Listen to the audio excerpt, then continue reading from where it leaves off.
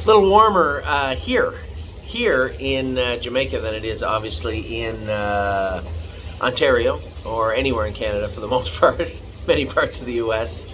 It's a nice day here. I wanted to catch up with James and Jace, both Jasons, and Danny, a couple other people, just to see how the horses went this week. I had some horses I wanted to talk about. I want to get a handle on how the babies went. Were there any issues this week? Now, I talked to Jason McGinnis this afternoon, yesterday extensively about the 3-year-olds getting ready, and James briefly today about the 2-year-olds on both sides, and by all accounts, everybody did their work well. Obviously, there's a couple of horses behind. The Always Be Mickey filly that OCD's out. She's just starting to get rolling now. The Huntsville filly on the Canadian side, Rito's Lady, is just starting to get going now. So they're a little bit behind. They've been around the 3-minute mark. And really, I guess when push came to shove, right now, unless they really pick it up, they're a good 3-4 weeks behind. The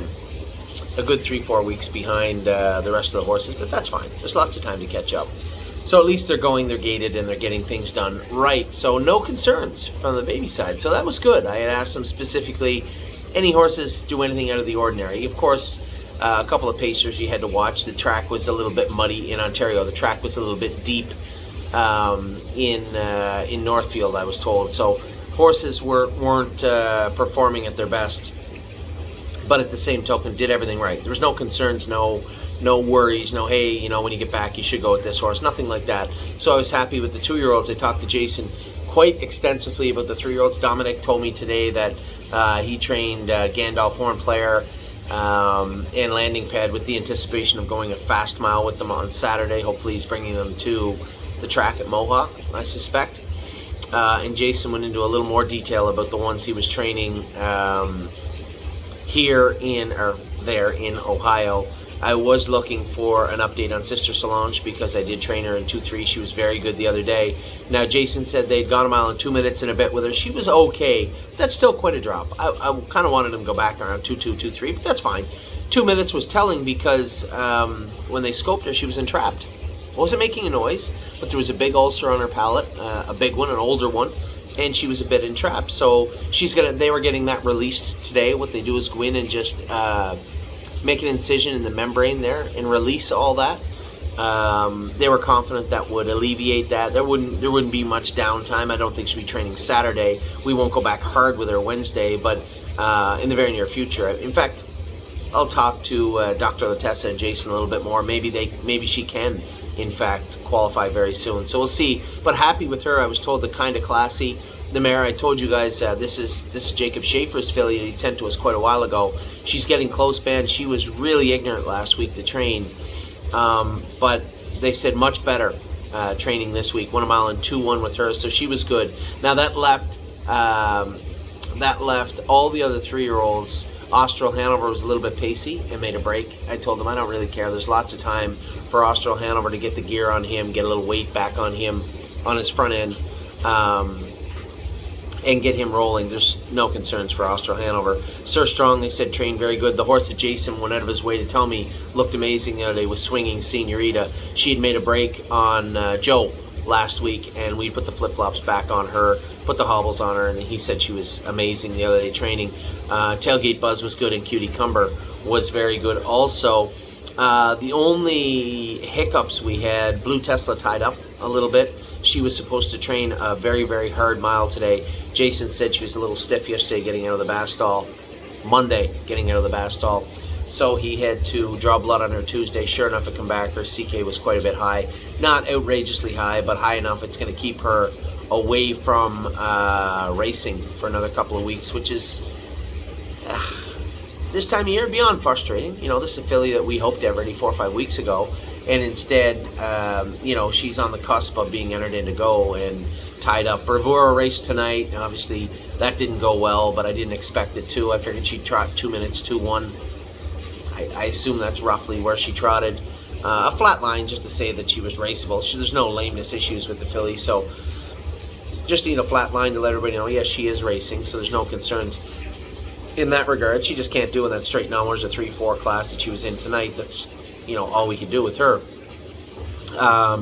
there was some good news, I guess bittersweet news tonight. Sailor was a winner in 154-2, but we did make an agreement to sell him as he raced. We'd split the purse money with the new owners, and I know a couple of my partners on the horse like, oh man, I wish we hadn't have done that. But this is a horse that didn't bring 17 and preferred. Made a break, got parked, finished up the track, walked last week. The inconsistency is very consistent. He's never the same way twice, and that really is his undoing. I know watching him win in 54 and getting what we got for him, you're like, it just seems like it's so little, but I don't feel bad for selling the horse. There's just, when you look at all his races, just look at them all up against one another. There's nothing there that even remotely looks consistent, and it's upsetting. Speed doesn't matter. I mean, who cares if he's fast if he can't do it week in and week out? If you're looking at every fifth or sixth start, clapping your hands and being happy, that leaves for 4 or 5 that you're not. And I would much, put it this way, factoring in the purse money, we virtually got for him what we paid for HP Maestro, and I would take HP Maestro over Sailor every single day of the week, every waking second of the day, just because he puts in a consistent effort. You can always find a class for an HP Maestro, where Sailor, he can do wherever if he's on his game. When he's not on his game, he's horrid. And he was good tonight. Stacy had him good, and I know even Stacy said after, she goes, he's worth more than that. I said, yeah, but we won't get it because we'll race him next week and he'll make a break or get over the half in 54 seconds, or there's no taking him back. Like I said to Stacy, now that we've rolled him a few times, there's no taking him back to Mohawk and racing him from off the pace. Not that I'd want to bring him back there anyway. So there was no, for very different reasons, there was no real room for Sailor in our stable. We need consistent horses. We don't need fast horses. Fast horses are awesome. So Sailor won in 54-2 tonight, great. But then when you put it against the getting beaten 56 and a piece next week, it's not that cool. So, and that's where we were at with Sailor. So, nobody wants to see a horse go out of the stable looking as good as he did tonight, but you only have to look at his recent chart lines to see why it was a necessity that we moved Sailor. So lots to look forward to this week coming up. We'll turn the page on Sailor and we'll look for a horse to replace him. We have Hunted House, unfortunately drew the 10 hole, but I see James took him. I was surprised. James didn't take Dustin Hanover tomorrow night, who I think is in a very, very good place, yet opted to take Hunted House from the 10 hole. And I'm a procrastinator. I'm going to send a note out to our clients tonight. We did put him in that condition claimer, and I think that's a no-brainer, for a horse that Procrastinator wants to do good, but he's not a deep horse, a bit of a shallow horse, but he's not hot like Sailor. He's not erratic. You just have to put him in where he can do. So we opted for the condition claimer for him on Saturday, I believe he's in. He's a type horse that might be able to do a Namurs a 3, Namurs a 4, but again, you only get so far down that path before now he can't even do in the class we have him in. And I would much rather opt for a reset. He raced so good the night I raced him. He's in cheaper in a small field, but he raced good. Let's get him back to that confidence level and away from the deeper end of the pool, so to speak. Give him a little class relief. We have the ability to do that with the classes that are being offered. So Hunted House, optimistic, I guess. When I talked to my brother Mark, now I don't know how much he had in him at the time. He said it doesn't matter where he leaves, he'll win. I think it does matter where they leave. There's a reason that the 10 hole is the least favorable. So Hunted House, I don't know what to say. He's got the 10 hole. I'm eager to see what he can do, the same as you are. Procrastinator's in a favorable spot, so he should be fine. Looks like money in on Monday. Again, 6 horse field, man, they're really struggling to fill these middle of the road classes. I think there's no point in having or trying to have Resolute Bay or Locatelli ready before that series. Now, I originally dismissed the idea to one of our clients, Bob, that we would put Resolute Bay and Renegade Gypsy in that series with Locatelli. Absolutely not. And I was emphatic. It wasn't going to happen. But again, taking a deep breath and stepping back, there may not be a class for them to race in other than that class. So we'll see. I mean, I am going to pay them into it now. I hope that we don't have to go in that class. I'd rather not race Locatelli against Resolute Bay and Renegade Gypsy, but if we have to, we will, I suppose. Macho Martini, his blood did come back a little rough the other day. His liver count was up a bit. His AST was up. Now, there was older tie-up. I guess you could convince me that maybe he tied up a bit shipping on the truck over to Ontario. The CK, we talk about these two levels. The CK was too... the AST level was too low for it to be new tie-up, so it seems like it was... the CK was too low for it to be new tie-up, so it seems like it was a little bit older going into the race, I believe, not in the race. Now, he was still dealing with the remnants of it and a higher liver count. It's still a little flatter mile than I'd like to see. And again, I was a little surprised that James took Macho Martini, but good, feather in our cap. I know that Harry and James had talked to me about making a few little changes. James wanted to take the snake cord off him. Okay, fill your boots. You're driving him. If he wants to do that, it's perfectly fine. We'll see how he plays out this week. But Macho Martini, I just expect more, right? We expect a little bit more from this guy. And then we have Dustin Hanover, the aforementioned Dustin Hanover. We have 3 horses racing tomorrow. Wait, no, we have 5 horses racing tomorrow. The 3 that I can think of off the top of my head are definitely Dustin Hanover. Atlas must be racing tomorrow then. He must be.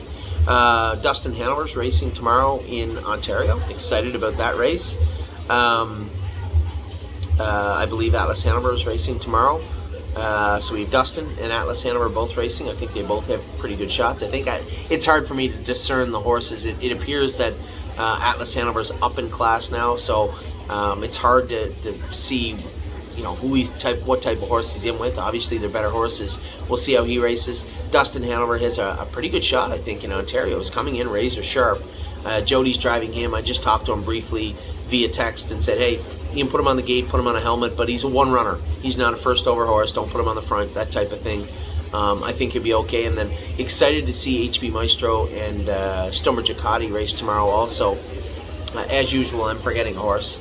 But excited to see Stomer Giacatti and HB Maestro race tomorrow also. So a more interesting day at the track. I know I was very happy to see, as I said, bittersweet to see Sailor win today, but overall, I don't feel bad at all about the sale. Just the lack of consistency is going to at least help me sleep well tonight. You never want to see a horse exit your barn in that way. But at the same token, as I said, I stand behind the sale of Sailor. And as I said, also excited about Haunted House. Really excited about watching when I'm home, watching JK Victory race also. So some of our newer horses coming up. Some of our newer horses are other horses, sophomores getting ready to go. I know that not in the too distant future, you're going to see Horn Player racing. You're going to see Gandalf the Black racing. And Landing Pad, all those horses, all those 3 are getting ready. Jason's got some that are getting closer also in Ohio. Most notably, as I mentioned earlier, Sister Solange. With that entrapment, that won't take a lot of time off for her. And Kind of Classy also getting close. For Jason in Ohio. So things are starting to slowly get back into a certain swing of things. We have 3 horses going to the sale next Wednesday. So when I get home on Monday, I'm going to go over to Ohio for a week as Jason is leaving for a week. I'm going to help out over there, help Jason Merriman and the guys out over there. We have the 2-2-year-olds, Melanie's Michaela, and myself in this bar going to sale. The horse at Racetime, Barabora, is going to sale. And tomorrow we have 4 horses heading back from Thornville to Ohio's Northfield Park. We have Columbus, Full Heart, High Enterprise, and Oh My Gosh. All 4 of those horses have a lot to prove and not a lot of time to do it. I would say over the next 2.5-3 weeks they'll be trained a little harder. I'll have them down around 210, and I'll have a much better idea of where these horses stand in our stable. Will they see the March 15th deadline payments made by us or by new owners? That will be up to all 4 of them. So as I said, the 2-year-olds went good this week. The 3-year-olds, no complaints. It's not very often I get to go away and I don't have Anthony, this happened or that happened or this horse got hurt or, can you have the vet look at this horse? I've had no disturbing phone calls, no concerning emails. So in that regard, it's been a very good vacation in all regards. No concerns. We did have a win tonight. The horses look like they're coming around. We're getting horses closer to the races. We got some favorable draws outside of Haunted House, but we got some favorable draws this week. So excited and eager to watch everything take place from Jamaica. I don't know where you are, where you're going to be watching it from, but it should be a lot of fun. So with that, you guys are all caught up. Everything I know, you now know about what's going on at thestable.ca. If you need any more concerns, I guess that's not true. That's not true. The most important news of all. You guys heard me, I'm going to make a couple of notes about this in the coming weeks. There was quite a collaboration that went on over the last week. You guys had heard me mention a couple of times about how I was a little disconcerted that, very upset actually, that Ontario had the Super Finals 5 days before the Breeders' Crown. And it wasn't necessarily Ontario's fault. There was a gold 7 days before that. So that date is really hard to move. So, what was going to take place? Because we can't certainly, and obviously from our standpoint, I'm talking about Halley in the Clouds, right? This is the muscle mass filly that's been training as good or better than any horse we have in Ontario. Maybe as good or better than any horse we have in total. Very strong, very beautiful filly, beautiful gait. And you can only imagine my dismay when I looked at the staking guide. It was brought to my attention actually. And I looked at the staking guide, and the Breeders' Crown was 5 days after the Super Finals, which really excluded Halley in the Clouds from the Breeders' Crown. Now, it's hard for us to start talking about the Breeders' Crown in January. We have to, right? It's my job. February 15th, we have to start paying horses in. There are some horses. We spent a lot of money on some really good horses. Halley in the Clouds falls into that group. I think she was $87,000 we paid for in Lexington. Just a beautiful filly. And I was a little miffed that she couldn't be involved. So I called John Campbell at the Hamiltonian Society. I called Woodbine, I called Bill McClinchy, and talked to both of them. And I knew that, the staking happens so quickly. Nothing is just automatic, and not everybody works in lockstep in the industry. And I know that there was some concern also from all parties. What happened was Indiana wanted to have 3 days of Breeders' Crown eliminations. Can't blame them. Stretch it out for a week. Who wouldn't want to? But it did very negatively impact Ontario. And what ended up happening was Ontario moved a race day back. So I know that John Campbell was virtually the referee, and he was trying to negotiate to both sides and get a resolution. Man, for the love of God, you can't have the crown jewel of horse racing, right? It all comes down to the Breeders' Crown. You guys know that, right? You've heard that saying a million times. Maybe you haven't, I don't know. But I did, and it can't all come down to the Breeders' Crown when your jurisdiction is not invited. So it was going to be a bit of a calamity, so I can't thank Ontario Racing, and I assume Woodbine had a role in it, Bill McClinchy or whoever else did, Jim Lawson maybe, I don't know. But definitely Ontario Racing, and John Campbell especially, for